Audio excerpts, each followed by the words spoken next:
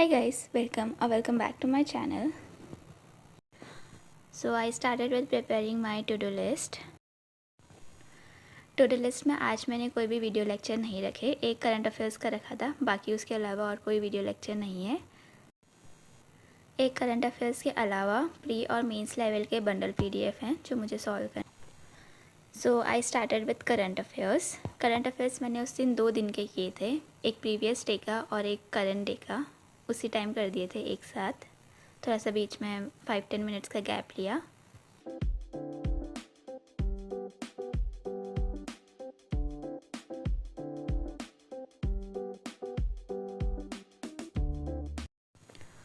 Then current affairs complete करने के बाद मैंने IBPS PO की exam wise bundle PDF solve करनी स्टार्ट की।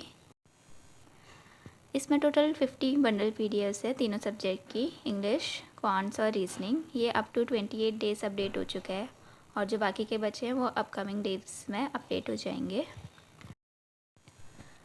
डे 1 और डे 2 मैंने ऑलरेडी कर रखा था, सो आई स्टार्टेड विद डे 3। सबसे पहले मैंने रीजनिंग से स्टार्ट किया। इसमें 22 मिनट्स में 40 क्वेश्चन सॉल्व करने थे।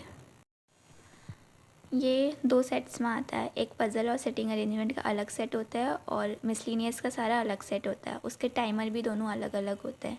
मुझे करेक्ट टाइम तो याद नहीं है कितना मिलता है, लेकिन जो PDF जो पज़ल और सेटिंग अरेंजमेंट है उसमें 4 क्वेश्चंस होते हैं।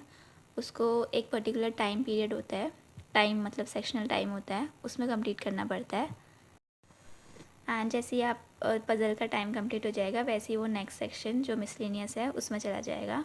सो मेरा हमेशा पज़ल में ऐसा होता है कि लाइक एक पज़ल मेरा रह जाता है।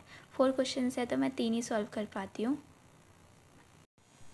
IBPS PO में रह जाता है, क्लर्क में तो हो जाता है, PO में रह जाता है। एंड देन उसके बाद ये मेरा एक रह गया था तो मैंने उसको सॉल्व किया। वो जो पज़ल रह गया था वो ईजी था, मेरा सेक्शनल टाइम ख़त्म होने की वजह से मैं उसको सॉल्व नहीं कर पाई थी। वो रीजनिंग का कंप्लीट करने के बाद मैंने क्वांट्स की PDF सॉल्व की एंड इसमें 25 मिनट्स में 45 क्वेश्चंस कंप्लीट करने थे। इसमें भी वही सेक्शनल टाइमिंग थी। DI और अरिथमेटिक एक सेक्शन में थे और बाकी जो भी स्पीड मैथ्स के क्वेश्चंस थे वो दूसरे सेक्शन में थे। सो इसमें मैंने सबसे पहले DI करनी सॉल्व की एंड जो इसमें DI थी वो थोड़ी लेंदी थी, ईजी थी बट लेंदी थी।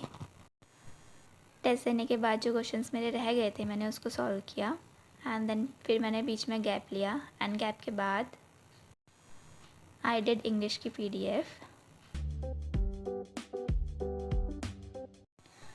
प्रीलिम्स की पूरी बंडल PDF सॉल्व करने के बाद मैंने ब्रेक लिया। देन मैं शाम को ही पढ़ने बैठी थी। इस टाइम पे मैंने रीजनिंग मेंस का करना स्टार्ट किया। इसमें मैंने पहले अल्फ़ान्यूमेरिक सीरीज़ थी वो मैंने स्टार्ट की थी। मेरे से उसका एक क्वेश्चन बन गया था, लेकिन जब सेकंड क्वेश्चन में आई तो वो मेरे से बन नहीं रहा था, तो मैंने उसको उस टाइम पे छोड़ दिया। एंड पहले इनइक्वालिटीज़ के क्वेश्चंस थे, पहले वो सॉल्व किए। देन उसके बाद मैं वो अल्फ़ान्यूमेरिक सीरीज़ के सेकेंड क्वेश्चन में वापस आई।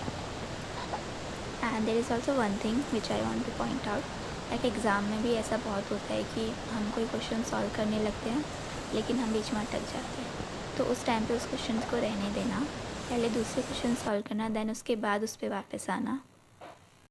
क्योंकि कभी कभी ऐसा होता है कि वो क्वेश्चन जो नहीं बना है उसी को हम दोबारा ट्राई करेंगे, वो फिर भी नहीं बनता है, फिर हम पैनिक करना स्टार्ट कर जाते हैं और फिर पूरा पेपर ऐसे ही चला जाता है। इसलिए इट्स बेटर कि उस टाइम पे उसको छोड़ दो, पहले दूसरे क्वेश्चन कर दो, जब दूसरे कंप्लीट हो जाएंगे फिर उसके बाद उसमें वापस आना। देन वो रीजनिंग का करने के बाद मैंने क्वांट्स का मेंस का दिया था एंड जो क्वेश्चन नहीं बने उनका मैंने वीडियो लेक्चर देख के उसको सॉल्व किया। सो या that's it for today, in the next video, bye.